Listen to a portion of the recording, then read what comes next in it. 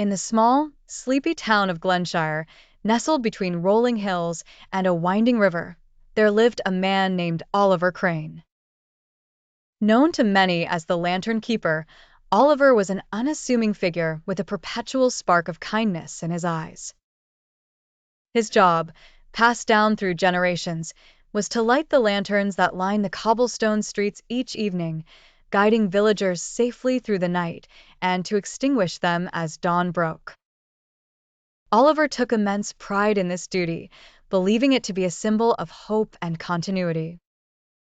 One cold winter, a storm of unprecedented ferocity hit Glenshire, tossing debris, snapping tree branches, and plunging the town into darkness. The villagers, huddled in their homes, feared the worst.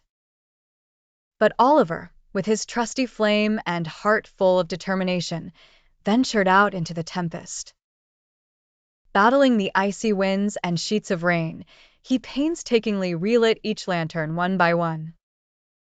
His face was a testament to resilience as he fought to bring light back to his beloved town.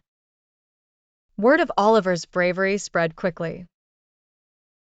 The villagers were deeply moved, recognizing that his actions had not just provided physical light, but had reignited their hopes. It was at that moment that Oliver decided to go further. Realizing the power of unity and community, he proposed building a grand clock tower at the town square, one that would serve as a beacon of resilience and a reminder of the strength found in togetherness.